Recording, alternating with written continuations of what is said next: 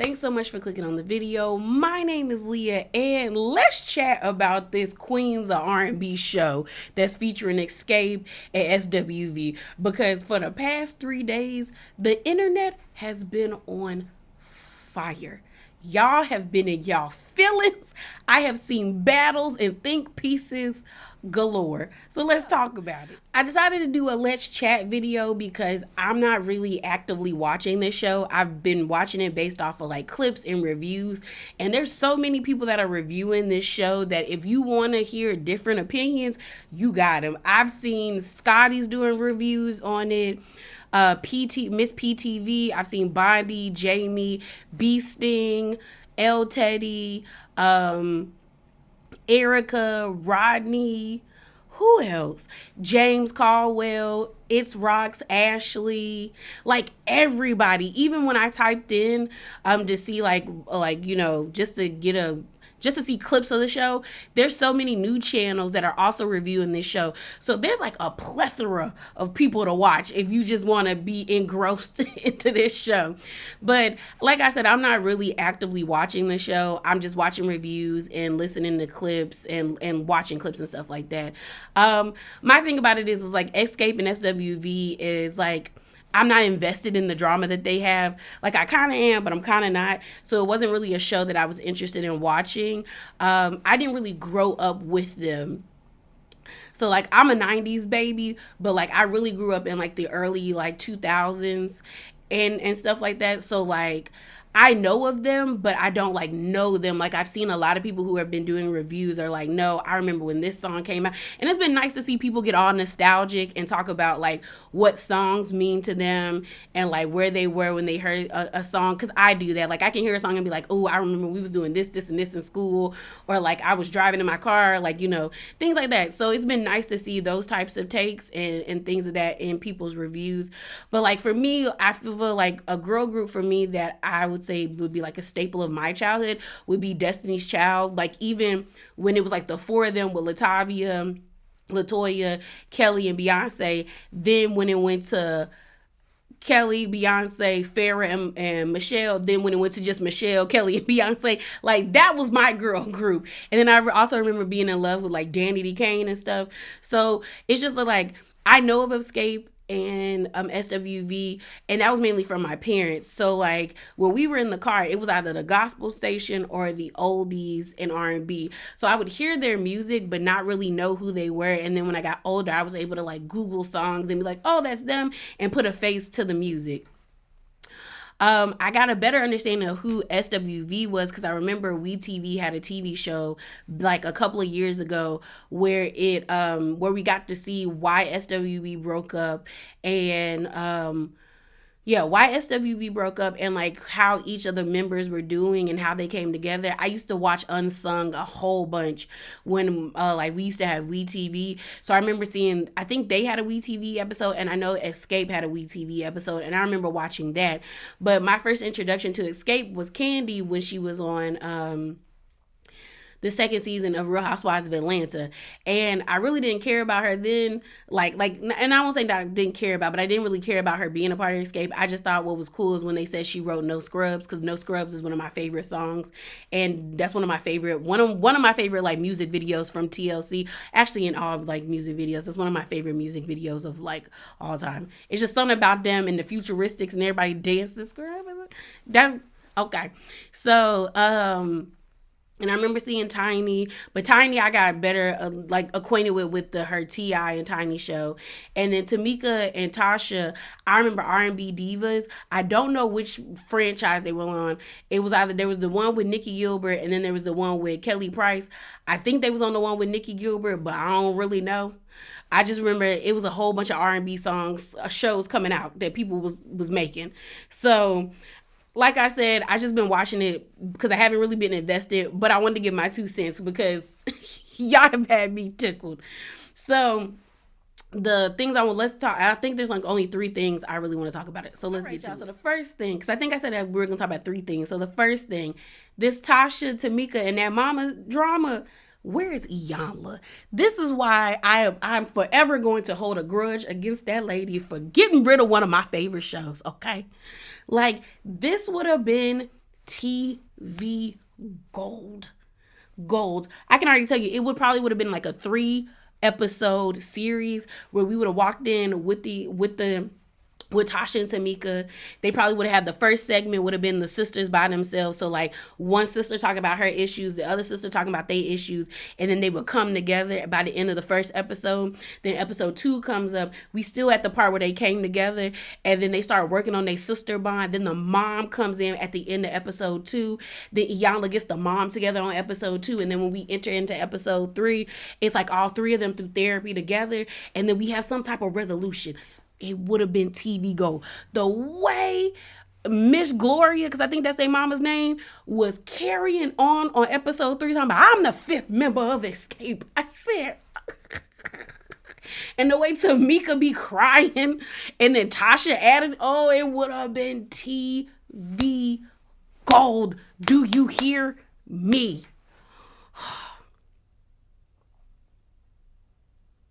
It would have been wonderful. It would have been wonderful, bro. It would have been wonderful.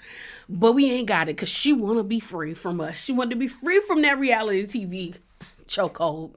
I'm still mad at you, Miss Iyanla.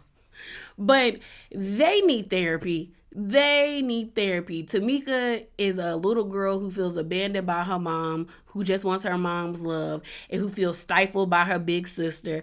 Tasha is an insecure, dark-skinned, used to be fat black lady who still hasn't healed from the trauma of being in the music industry and having people vocally call her ugly, fat, and undesirable. And the mama is still bitter and angry at the daddy for leaving her broke and destitute after she felt like she probably gave her life to that man. He decided he didn't want to be with her no more and pieced out on her ass and got a divorce. Everybody need therapy. Everybody need therapy. Like for one, I wish they would stop bringing their drama to the internet. I done seen videos of Tamika talking on her YouTube channel. I done seen Tasha do lives and do interviews. And it's like, do y'all really want to be sisters or don't you? Because that's the thing has always been weird to me when it comes to reality TV and when there's beef between family members, especially sisters. And maybe it's because I feel that way because I have such a great relationship with my sister that like even if I had beef with my sister, I would never bring it to the public. Like I would not talk to I would talk to my other friends about it or my parents about it, but I would never get online as a public figure and like bash my sister or try to paint my sister in a negative light. And they're both doing that. And right now they're both getting like praise from the people that are riding with Tamika, praise from the people that are riding with Tasha. But in the end, when this show goes off, because it's not going to probably come back for a second season. That's one thing. Even though Candy be producing these shows, none of them have replay value. The only one that had replay value, in the sense of when I say replay value, I mean like we could get another season, would have been OLG Gang. And unfortunately, they canceled it. For what reason, I don't know. Because I thought it could have been on the same level as Vanderpump Rules. And I was hoping that it would be so those people could get the same, gain the same monetary gain as the people on Vanderpump Rules so they could branch out and be successful and stuff, but it got canceled. But this show doesn't seem like it's gonna come back, and I'll be surprised if it does come back. It might, but I really don't think it's gonna come back because I don't think Latasha gonna want to come back because the way the internet has been dogging her out, especially when it came to a head when Tamika said y'all stole $30,000 of my money from royalties. They've been eating her up and her husband. And then I just recently saw a video that the alleged side chick of Rocky's came out and said that they have a baby together and he been threatening her. It's been so much. I don't think Rocky nor Tasha gonna come back for season 2 if they even have a season 2 for this series. But my mindset is like you two are like pretty much exposing each other and saying disparaging things to each other that it's like, are y'all going to be able to come back together? That's my thing. It's like, do you like, if not, then keep throwing mud at each other. But if you do want to be able to come back together, then it's time for y'all to be quiet and actively call each other on the phone or actually set up a therapy session to sit down and really talk to one another. Because when it comes to Tamika, like I said, she's a little girl that feels abandoned and feels stifled by her sister and abandoned by her mom. And it seems like this show is helping her gain her power, but I wonder what that's going to look like once the show is off, or if she continues to tour with it just being Escape with Tiny and what's her name? Tiny and Candy. When it comes to Tasha, like I said, Tasha is a dark skinned black girl who grew up in the '90s. Who people told her, "Girl, you're ugly, and the only good thing about you is your voice. Because if you didn't have it, you wouldn't be in the music industry." And I think she's also dealing with the fact of like an ego of feeling like she has the best voice in Escape because people have told her that, and it shows. Certain songs I like. To me, she has a better voice than majority of the people in the group, but it's like her star didn't rise the same way as Candy. So like Todd says, Tasha hates the fact that like she feels like she should be in Candy's position and she's not there because she feels like, I'm the oldest, I had the best voice, and for some reason I wasn't able to get my career off the ground. But the issue is Candy had other talents in other areas, songwriting, producing, and things of that nature. We don't know what Tasha was doing. Her wanting to go solo, I think, is stupid. I think that is real stupid, and that'll be the second thing I'll talk about. But I think it's stupid. That husband of hers, she need to cut him loose, because it seems like the reason why she probably hasn't been able to make the moves that she wants to make, or hasn't been able to make those moves, is because she's attached to him, and he don't mean her any good. He don't mean her no good. Like, a lot of people feel like she's being controlled, and that clip of her where she was sitting in the confessional and him coming to whisper in her ear, and she like legit, it looked like she clicked out. To me, it looked like she legit like clicked out, like it was like a robot, like someone, like they were like reprogramming her, and then she came back and started talking, and it's like, that is not a good look for the narrative that everyone has been saying, that like that man controls you and he has your brain. That was definitely not a good look. And then that mama is bitter, and she seems to be very nasty towards Tamika, but I also don't think she really cares that much about Tasha. I feel as though the role still would have been reversed had Tamika had Tasha's voice, or could have been the voice of Escape, if you get what I mean. The mom gives that she was going to tie herself to any one of her kids that was going to get her to financial stability. And that for her was Tasha, because she thought Tasha was going to be like the Beyonce of the group. She decided to tether herself to Tasha. So whatever Tasha wants, whatever Tasha needs, Tasha can have it. Tasha. I think if it was Tamika who was that, she would have been that way to Tamika. The mama need therapy, a long good therapy session with some like consistent therapy. So the second thing I want to talk about is this going solo. I don't understand why Tasha wants to go solo, because no one was checking for any of the members in Escape. We just gonna have to call a thing a thing. We just gonna have to call a thing a thing. No one cared about Tamika when Escape broke up. No one cared about Tasha, even though, like everyone says, she has the best voice in the group. No one really cared about Candy unless it came to writing. She had an album, but I don't know anybody singing Candy songs like that off them albums. And the only reason why people really care about Candy is because of Escape. But we all make fun of her voice when she sings. Everyone would like, especially when Shamari was on there from Black and they had that sing off. Everybody was like, "Girl, Shamari sings way better than Candy." We then had Tiny. No one really cared about Tiny unless it came to T.I. and Tiny's show, and when we saw them with them hoarded kids. Like, no one was checking for any of you guys unless y'all are collectively together. And I think the issue for Tasha is she doesn't want to be together. She wants to have that Beyonce moment. But it's like, sis, you're not Beyonce. You're not Justin Timberlake. You're not Omarion. And I mean, we know where Omarion's career ain't nowhere. Who else, bro? You not Gladys. You not Diana. Who else? It was in a group and it broke off.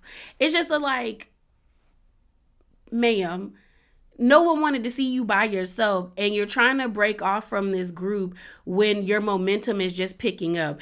And like a lot of people have been saying, why can't you do it at the same time? There's plenty of groups that do this. The best thing, I won't say the best, but a good representation of that you can be a solid group and have your own thing is look at K-pop. Look at I know this we talking about black people, and I know how some people feel about the K-pop industry, but there's groups that have like 12 members or 9 members in it, and within those groups there's separate groups, and then some of them even go solo or even release solo projects by themselves and still tour and sing with the group.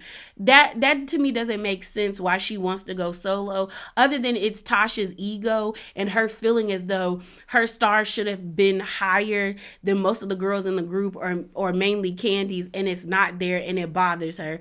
It also could be a like like, some people do have that burning desire to be solo acts, but it's a hard pill to swallow when you realize that your audience does not want that from you.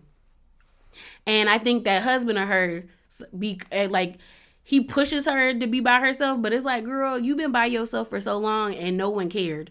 You released that like inspirational song and no one really looked at it. For the many of views that this show, this Escape and SWV show is getting, the views don't match the viewers.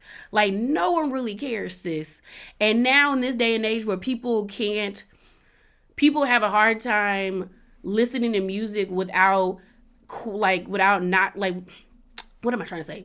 People have a hard time listening to music and separating it from the artist's personality or their public persona. And right now, your public persona, Tasha, is in the trash, and people see you as a petty, vindictive bitch. That's what they see you now. People do not like you. They say you got a beautiful voice, girl. They say it's like butter, but they don't want to support you because they don't like your attitude. So you're going to have to do something. And then the third thing is this whole SWV and Escape and this like top billing and stuff like that. Like I said early on, I didn't really listen to Escape and SWV like that.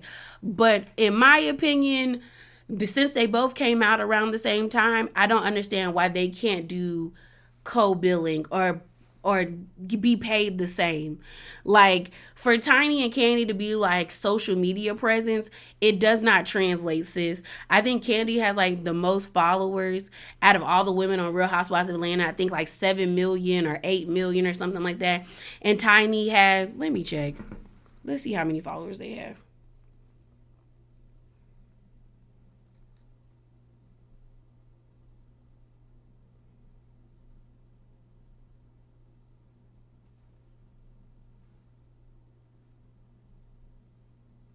So Candy has 10.4 million followers, and Tiny,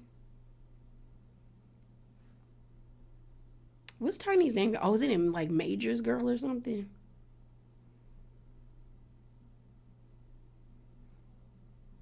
Tiny has 7 million followers. So even though they have those many followers, I think someone posted the Spotify plate, like, the like, you can go on Spotify and see how many people listen. And on SWV's Spotify, I think it said it was like they were in the millions. I think they had like 3 million listeners monthly. And no, not SWV, Escape only has like 800,000. So it's like, together y'all have 17.4 million followers, but no one's listening to y'all music like that. So for you to say like, oh, people are coming to see us because of what they saw, like they see us on TV, I don't think that's true. I think sometimes people forget that things don't translate all the time, because there's many content creators that will have millions of followers on like TikTok, Instagram, YouTube, and like Facebook and stuff like that. But then if they do something else, like they want to release music, they don't get that many likes on those posts, or they don't get that many people invested in it, because it's like, I don't like you because of your music. I like you because of other things about your personality or the aesthetic that you give. Music, like, some people it just doesn't translate. So I didn't think that was the right equivalent. I mean, I don't fault Candy for being a businesswoman, but I feel like y'all both came out during the same time. Why not get paid the same?